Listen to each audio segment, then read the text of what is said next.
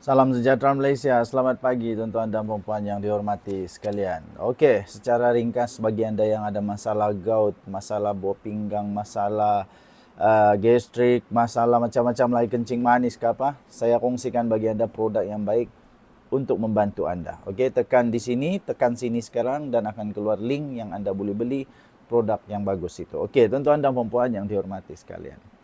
Belum apa-apa, nampaknya PAS pun sudah kalah nih. PAS, Bersatu, Gerakan, Perikatan Nasional lah secara ringkasnya nampaknya sudah kalah. Belum apa-apa sudah kalah dalam PRK Dun Air Keroh. Belum apa-apa sudah kalah nih. Macam mana Sanusi ni? Macam mana Sanusi ni? Tak pandai atur kah? Ataupun memang Perikatan Nasional ini memang berebut-rebut sekarang? Belum apa-apa pun sudah memeningkan kepala. Kita tahu UMNO sudah pun memberikan calon tunggal mereka. Calon tunggal satu-satunya calon daripada UMNO yang akan bertanding pada pilihan raya kecil Dun Air Kuning. Dun Air Kuning. Ya, satu-satunya. Manakala untuk Perikatan Nasional, bukan main lagi dengan penuh dengan cukup yakin. Dengan cukup yakin ketua pilihan raya. Ketua pengarah pilihan raya Sanusi Maknor kata apa tahu? Senarai panjang calon sudah diterima. Dia ingat orang syok lah tu. Dia ingat orang syok lah tu dengar senarai panjang. Bagi yang berfikiran optimistik, kita tahu maksud senarai panjang ni adalah satu masalah. Satu masalah. Ya, senarai panjang itu menunjukkan masalah. Masalah apa? Masalah semua mau menang, semua mau berkuasa. Semua mau berkuasa. Ini entah siapa yang mau dorang pilih nanti. Kalau mau kalah pilih Bersatu, confirm kalah. Senang. Kalau mau kalah pilih Bersatu, confirm kalah. Selama ini memang selama ini secara history dan faktanya setiap kali Bersatu tanding memang 90% kalah. Kalah bagilah Bersatu. Masalahnya kalau Bersatu tak tanding, PAS boleh menang di Air Kuning. PAS boleh menang di sana. Bagi Gerakan lah. Bagi Gerakan confirm 100% kalah. Ini masalah. Bila kita lihat memang dari senarai calon yang panjang pun kita sudah tahu bahawa Perikatan Nasional ni susah. Semua orang nak kuasa. Kita boleh tahu bahawa Perikatan Nasional ni memang belum bertanding pun sudah susah. Ini belum berkempen. Belum berkempen. Bila berkempen, di sanalah. Susah payahlah berfikir apalagi isu yang nak dimainkan. Harap-harap tidak lagi lah berfikir selepas ini. Harap-harap PAS, penyokong-penyokong PAS, penceramah-penceramah PAS, harap-harap waktu ceramah kempen kali ini harap-harap PAS tidak memain-mainkan pula isu tunggang menunggang 3R. Harap-harap tidak ada fitnah lagi. Jangan sampai Siti Mastura 2.0 berulang lagi. Tak kisah kena saman, tak kisah fitnah, kata fitnah, yang penting menang. Jangan sampai begitu ya, tuan-tuan dan puan-puan yang dihormati sekalian. Pada masa yang sama, saya ingin menasihati semua pengundi untuk undilah yang betul. Ya? Tak kisahlah kamu mau undi PAS kah, mau undi Bersatu kah, mau undi DAP kah, UMNO kah, PKR kah, tak kisah. Tapi pilih yang boleh bekerja bagi kamu. Bukan yang menang hanya kerana fitnah. Benda ni bukan main-main, tuan-tuan dan puan yang dihormati sekalian. Benda ni bukan main-main. Benda ni betul-betul di tangan anda, ya. Betul-betul di tangan anda. Tuan-tuan dan puan, kenapa agaknya perlu begitu lama untuk senarai calon, ya, daripada Perikatan Nasional. Sedangkan calon lain sudah ada daripada parti lain. Ini membuktikan memang susah. Perikatan Nasional sekarang memang dalam keadaan susah sekarang ni. Semua mau menang. Tapi kalah. Nih, kita tengok dulu dalam pilihan raya umum ke-15 yang lalu, Isyam memperolehi 9,088 ya. 9,088 undi, memenangi Krusidun Air Kuning dengan majoriti lebih 2.000 undi. Nah, beliau menewaskan 4 calon lain daripada Pakatan Harapan yang memperolehi 6.000 saja. Okey, dan daripada Perikatan Nasional 6.000 juga, ya. Tapi Perikatan Nasional di tempat ketiga. Nah, pada pendapat saya memang kali ini pun Perikatan Nasional kalah dengan lebih teruk. Kenapa? Bayangkanlah UMNO dan Pakatan Harapan bergabung. Memang tak ada harapan lagi untuk Perikatan Nasional. Memang tak ada harapan. Okey? Denyo Nadi, Suara Rakyat, bergema di channel ini. Tinggalkan komen anda. Bye-bye. Salam sejahtera Malaysia. Selamat pagi tuan-tuan dan puan-puan. Bagi anda yang ada masalah gastrik, direct to the point, anda boleh beli produk yang saya bagi link di sebelah ni. Anda boleh tekan di sini.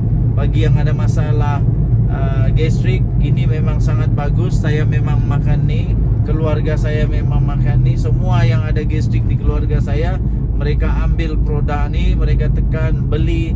Walaupun dia sedikit mahal tapi sangat berbaloi. Lebih baik sihat daripada banyak duit tapi sakit. Ditambah pula bulan puasa. Okey, baik. Ini dia. Siapakah yang bersubahat? Siapakah sebenarnya rakan subahat yang terlibat dalam isu rasuah? Datuk Seri Ismail Sabri Yaakob, bekas Perdana Menteri Malaysia yang ke-9. Siapakah individu-individu yang bersetongkol, yang telah bersubahat? Siapakah dia? Tak pasti. Tapi pada pendapat saya, ini pendapat sajalah. Pada pendapat saya, ada yang bulan lah. Selepas dulu yang bulan. Okey, bulan sudah limpas. Pada pendapat saya, tidak mungkin seorang-seorang. Jadi sebenarnya ramai orang yang sekarang ini tidak dapat tidur lena. Sekarang sebenarnya ramai sangat ahli politik, ramai sangat mantan menteri-menteri, mantan orang yang berkuasa, mantan timbalan Perdana Menteri kah, mantan menteri kah, yang susah mau tidur. Mesti ada yang susah mau tidur. Mesti ada yang susah mau hadam lah makanan. Sebab kenapa? Teringat, pas ni aku kena panggil. Sampai ada orang cakap, saya nampak berita, tajuk berita di media sosial. Ada yang bilang 14 orang lah, ada yang bilang 12 orang lah, ada yang bilang 10 orang lah, ada yang bilang 8 orang menteri. Ini 13 orang yang bersubahat dengan Datuk Seri Ismail Sabri Yaakob kah. Begitulah. Jadi kesimpulan dia mudah saja bagi saya. Dah kira lah 10 orang kah, 20 orang kah, 3 orang kah, salah tetap salah. Pertama. Kedua, tak kisahlah siapapun manusia itu, salah tetap salah. Jadi menteri-menteri era-era Perikatan Nasional, era-era zaman-zaman Ismail Sabri Yaakob, jangan pula kamu mengelak. Kalau kena siasat, tenang-tenang saja. Seperti kata pepatah, berani kerana benar, takut kerana salah. Kalau memang tak ada apa-apa masalah, lawan sampai menang. Tapi kalau ada masalah, kau lawan macam mana pun kau tak menang juga. Menang tak menang itu belakang cerita. Nanti kena jawab Tuhan lagi tu. Selepas akhirat nanti mau kena jawab Tuhan lagi. Kenapa kau curi uang dan sebagainya, kenapa kau rasuah dan sebagainya. Itu lebih susah lah. Jadi kita tunggu siapakah nama-nama yang bakal disebut lagi. Bakal disebut. Okey, Denyo Nadi, Suara Rakyat, bergema di channel ini. Jangan lupa tekan butang subscribe, like dan share. Bye bye. Salam sejahtera, selamat pagi tuan-tuan dan puan yang dihormati sekalian. Sekali lagi saya ingin kongsikan kebaikan kepada mereka yang ada masalah gastrik. Ada produk yang sangat baik. Tekan saja di mana-mana screen video ini, ada satu paparan di sini. Tekan dan anda akan dibawa link kepada produk untuk sakit gastrik ini. Dengan lebih baik anda akan dapat menahan, dibantu oleh produk ini. Okey, saya memang sudah makan ini, sangat bagus. Okey, so bagi anda yang ada sakit gastrik boleh try ini. Okey,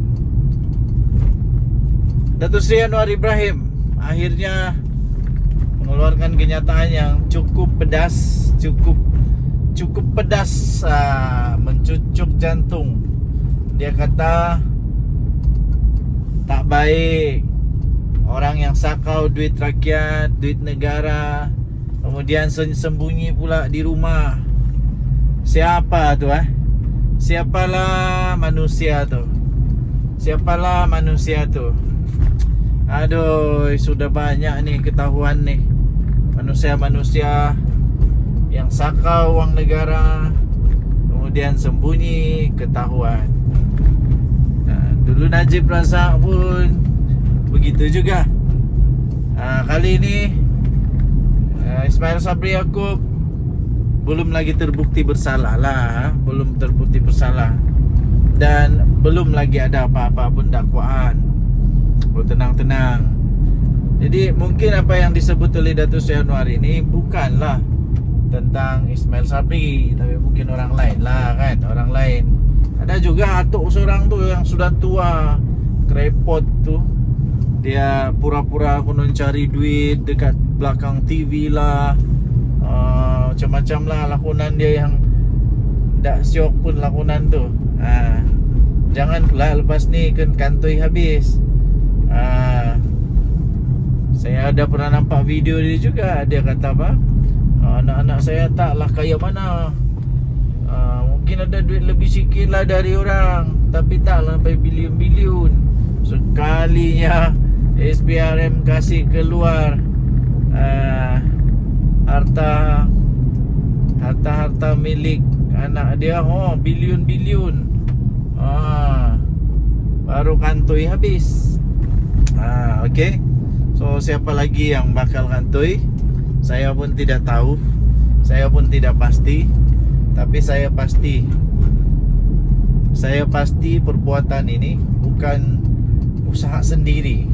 Mesti ada orang support dia, mesti ada orang tolong dia, mesti ada penasihat 25%, mesti ada penasihat yang lain, mesti ada penasihat kah, akan subahat kah. Ya, sebab kalau seorang-seorang rasanya tak jadi. Perlu beberapa orang agaknya lah. Okay, so Datuk Seri Anwar Ibrahim kata memang betul. Bendanya sakau wang negara, simpan pula di rumah. Aduh, sembunyi di rumah pula. Sudah-sudahlah tu. Saya hairan betul lah ahli politik begini ni. Gaji sudah besar, allowance sudah besar, masih juga tidak cukup. Sakau juga. Betullah ramai orang yang tidak suka dengan ahli politik. Sebab bila cakap sejak ahli politik, pertama main di fikiran mesti sakau. Walaupun bukan semua ahli politik sakau. Okey, tinggalkan komen anda. Denyut Nadi, Suara Rakyat bergema di channel ini. Jangan lupa tekan butang subscribe, like dan share. Bye-bye. Salam sejahtera Malaysia. Denyut Nadi, Suara Rakyat bergema di channel ini. Sekali lagi secara ringkas, bagi anda yang ada masalah gastrik, yang memang masalah gastrik, saya mau rekomen satu produk makanan gastrik. Makanan orang-orang yang ada gastrik. Saya ada gastrik, banyak keluarga saya ada gastrik. Kami selalu makan benda ni. Dia sangat membantu kami lah. Okay, sangat membantu kami. Tekan di mana-mana screen, selalu tekan sebelah sini lah. Tekan di screen sini dan akan keluar satu link. Anda boleh masuk terus ke link itu, anda beli produk ni dengan diskaun. Sekarang ada diskaun. Oke, so tambah lagi sekarang nih puasa kan sangat-sangat sengsara kalau gastrik tuh. Lebih baik sihat. Jadilah sihat. Oke, baik. Tiba-tiba saja Mahathir, tiba-tiba Mahathir muncul macam dia sokong Anwar, yo. Macam tiba-tiba dia sokong Anwar. Oh, terkejut saya. Takkanlah tiba-tiba Mahathir bertaubat. Mahathir tiba-tiba baru dia sedar. Mahathir baru dia sedar diri bahwa dia perlu untuk sokong Datuk Seri Anwar Ibrahim. Ataupun takkanlah Mahathir tiba-tiba sekarang sedar, oh aku jangan lawan Anwar. Kalau aku lawan Anwar mampus aku nih.